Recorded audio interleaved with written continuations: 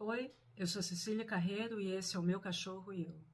Esse vídeo não estava programado para agora, não, mas com as notícias eu acho que vale a pena a gente conversar sobre isso. Eu sempre falo, o objetivo das minhas redes sociais profissionais, mais do que as redes pessoais, é abordar o tema do bem-estar animal, do comportamento, das nossas relações com os nossos animais que tanto falam sobre a gente mesmo, inclusive sobre os nossos direitos como cidadão, como consumidor, de uma forma positiva, não positividade tóxica, fingindo que o mundo é uma maravilha, vamos só ver vídeo bonitinho, mas de uma forma que a gente possa, de uma forma tranquila, falar sobre determinados assuntos, assuntos às vezes pesados, mas sem chocar, sem trazer o que é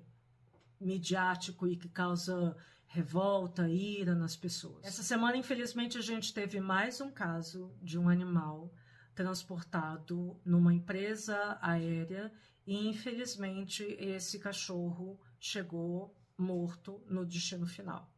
Eu já venho falando sobre formas técnicas de como lidar com o transporte de animais domésticos há bastante tempo.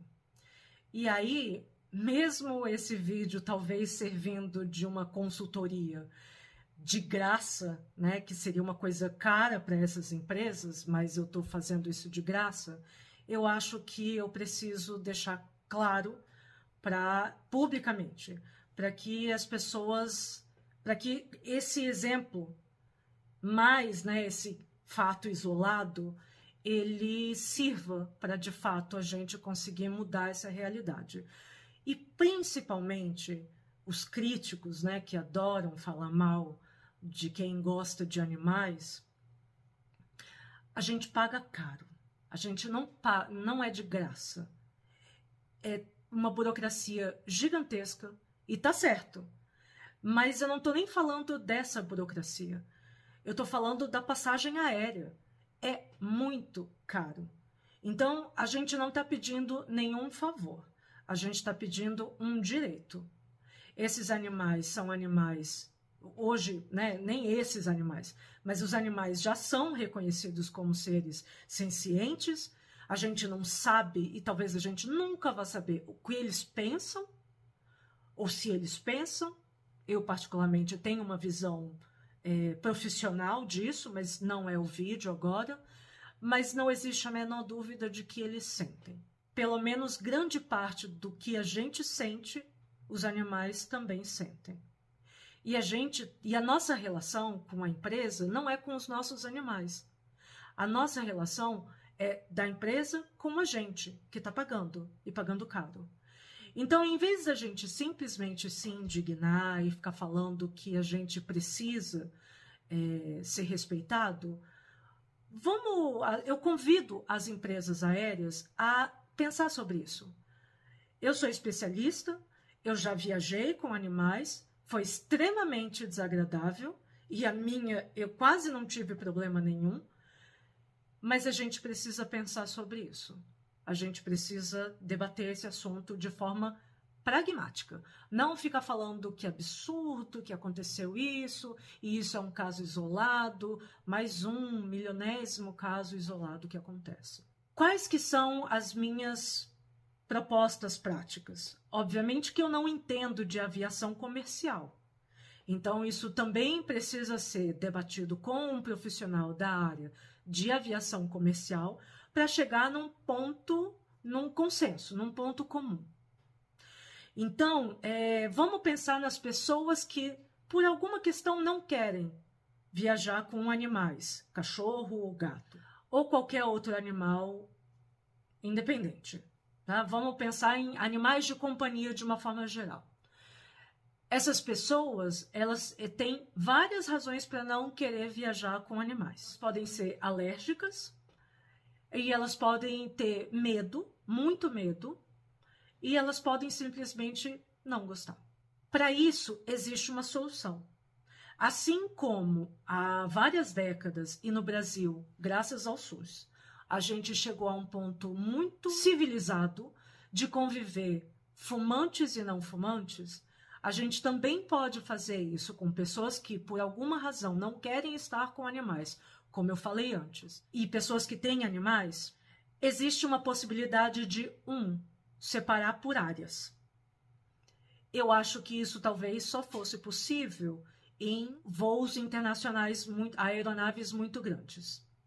Ou talvez nem seja possível. De novo, eu estou falando do ponto de vista de uma pessoa que já viajou com um cachorro na cabine e uma pessoa que é profissional na área desde 2007. Única e exclusivamente comportamento de cão e gato. Eu estudo, eu tenho doutorado, então é uma área que eu domino. Então eu posso propor soluções do ponto de vista como responsável por animais, experiência de viajar e do ponto de vista técnico de comportamento animal. Outra possibilidade, caso nem em aeronaves muito grandes possa se separar em áreas, então tá lá, deixa muito claro, olha, nessa área pode ter animais. Se você for alérgico, é melhor você não ficar nessa área. Se você tem medo, é melhor você não ficar nessa área. E se você não gostar, é melhor você não ficar nessa área, não comprar assento nessa área. Ah, mas hoje em dia os assentos todos estão pagos. Então, cabe a gente, dono, responsável por esses animais, comprar nessas áreas. Então, só pode comprar nessa área uma pessoa que vai ter lá um número X. Como hoje já tem. Não sei se mudou, mas na época que eu viajei, só podia ter 9 animais por aeronave, lá na cabine. Tá bom. Então, a gente mantém esse número nessa área. Se você quiser viajar, você vai ter que reservar, vai ter que respeitar esses 9 números e vai ter que comprar lá nessa área, o seu assento. Caso essa separação de áreas não seja possível, existe uma outra possibilidade, que é deixar os voos marcados. Então, você pode viajar em qualquer voo com o seu pet na cabine? Não. Vão ter horários, vão ter rotas não, né? Mas horários específicos. Então, todo dia sai 10 voos para tal cidade. Os de manhã e os da tarde são livres de pet. Mas os da noite, eles podem ter pets. Então, se você tem alguma restrição por saúde, que seja alergia, por medo, a gente respeita isso, ou por simplesmente não gostar, você não vai comprar neste voo que está claro, descrito que pode ter animal. Nos outros, o exemplo que eu citei, de manhã à tarde, fica à vontade. A gente com animal é que não vai poder viajar. A gente só vai poder viajar à noite. Então, essa é uma outra possibilidade. A outra proposta é relacionada ao limite de tamanho e de peso. Não dá para tratar animais como coisa. Companhias aéreas, sejam honestos com vocês mesmos. Eles vão ser tratados como coisas. Esses funcionários que são responsáveis pelas malas têm uma carga de trabalho e de responsabilidade muito grande. Como, por exemplo, recentemente a gente viu a questão de tráfico. Tem funcionário que não aceitou participar de troca de mala por mala de viajante comum, por uma mala cheia de cocaína e foi morto. Existe uma carga, uma cobrança muito grande nesses profissionais. E, obviamente, que eles não são remunerados proporcionalmente. Então, esperar que esses profissionais, por mais que eles tenham amor e respeito pelos animais, consigam, com a carga de trabalho e de responsabilidade, ainda cuidar desses animais da maneira como eles precisam ser cuidados, isso é acreditar em conto de fada, em unicórnio. Vamos ser sinceros e pragmáticos. Quais são as limitações? De novo, do meu ponto de vista. Quais são as limitações que eu percebo? Limitação, primeiro, de espaço. Um cachorro muito grande. me permita comprar um assento para esse cachorro. Eu vou pagar. Eu já estou pagando. De novo, a gente não está viajando de graça com os nossos animais. A gente precisa comprar a passagem deles. Eu compro um assento. Ah, mas esses animais, eles podem estar sujos, aí vai ficar fedendo. Eles podem fazer cocô e xixi ou vomitar. Eles podem ser agressivos. Eles podem latir aos 4 cantos e incomodar todos os passageiros. Para isso existe uma solução muito prática. Primeiro vamos nessa ordem. O animal ser fedido. Pessoas são fedidas. Ninguém fedido é impedido de embarcar. Eu estou querendo dizer que o animal tem que embarcar fedido? Não. Eu vou explicar daqui a pouco como é que a gente resolve essa situação. O animal faz cocô, xixi, vomita.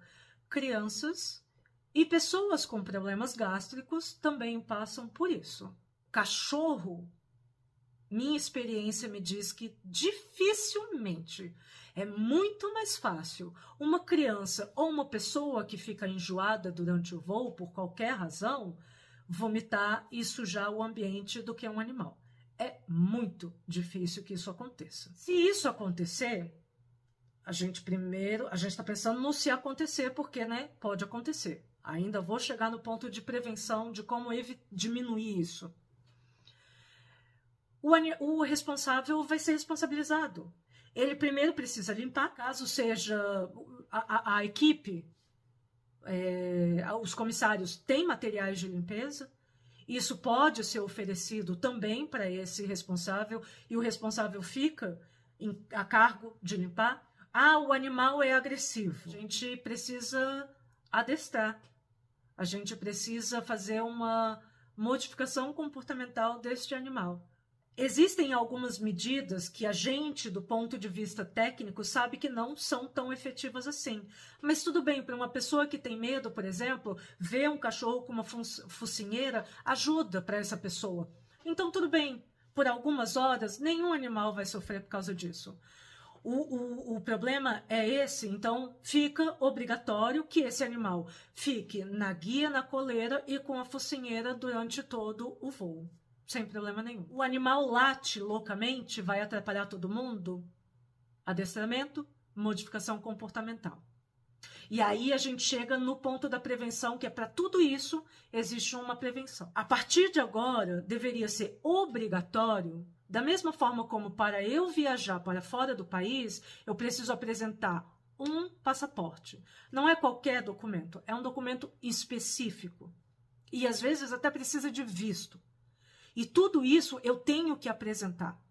Para o meu animal de companhia, a partir de agora fica obrigatório um documento que seja, por exemplo, atestado pela Associação Brasileira de Medicina Veterinária Comportamental, que este animal ele foi treinado da forma correta, este documento é legal, e este animal ele está apto e dificilmente a gente não consegue zerar, mas uma chance muito alta de que ele não vai sujar, ele não vai vomitar, ele não vai cagar, ele não vai fazer xixi. Desculpa pelo termo, mas é assim que vocês se referem.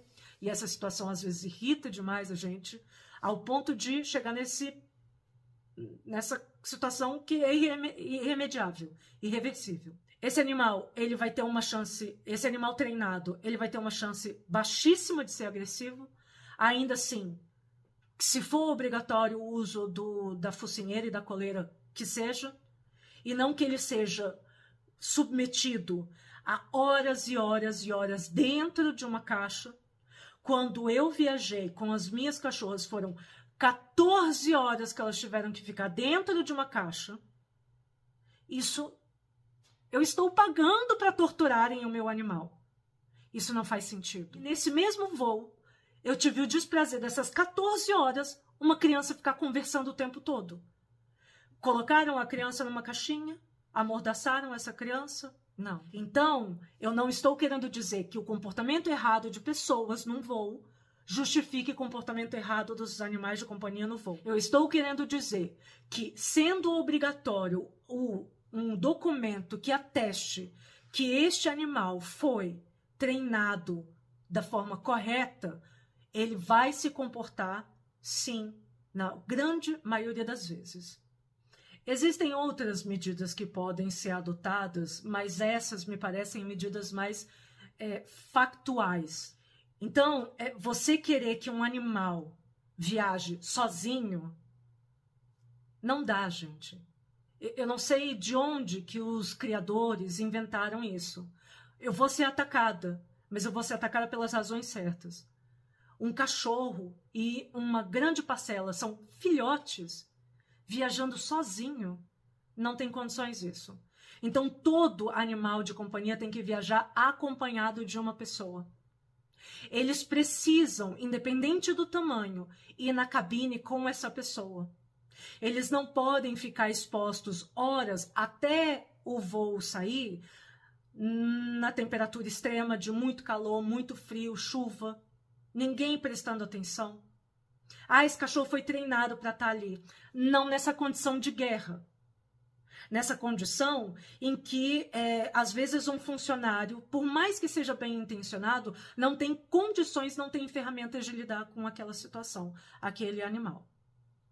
Então, tem sim que viajar acompanhado de uma pessoa. Ter um médico veterinário comportamentalista nos aeroportos, ou um médico veterinário socorrista, que seja capaz de lidar com situações de emergência, isso seria o ideal. Não sei se isso agora é possível. Então, por isso que eu falei, as medidas que eu falei no começo do vídeo, até então, elas são sim factuais. Óbvio que podem ter ajustes de acordo com uma realidade que eu não conheço, só como passageira, que são especialistas em voo comercial. Então, eu convido vocês a esse debate. Me chamem para esse debate. Existem outros caminhos que a gente também pode melhorar cada vez mais. Mas essa situação, no ponto de vista, inclusive como consumidor, não tem condições. Não interessa o tamanho do cachorro. A gente paga, e paga muito caro, para eles estarem lá naquele voo. A gente precisa ser respeitado como consumidor. E os nossos animais de companhia precisam ser respeitados. E todos eles, animais de companhia, cachorro e gato principalmente, precisam estar na cabine com a gente, mas nessas condições que eu citei. Óbvio que não dá para colocar um cavalo num voo comercial dentro da cabine. Eu não estou falando desse tipo de animal. Isso é uma outra lógica. Aí a gente precisa pensar como que funciona a aviação comercial desses animais, que eu desconheço. Mas eu convido vocês, o debate está aberto, mas a gente precisa pensar nisso para hoje. É uma realidade. Não é uma possibilidade, não é coisa de gente rica, é uma necessidade. Eu tive que mudar de país. Eu tive que mudar com as minhas cachorras. Não existia outra possibilidade. Não tinha como deixá-las para trás. Assim como muitas pessoas nem família têm para deixar. Então, a gente precisa, pelo menos como consumidor, ser respeitado. E esse debate está aberto. E eu convido as empresas aéreas a continuar com essa introdução de consultoria que eu dei de graça agora. Mas existem soluções. Obrigada e até o próximo vídeo. Tchau, tchau.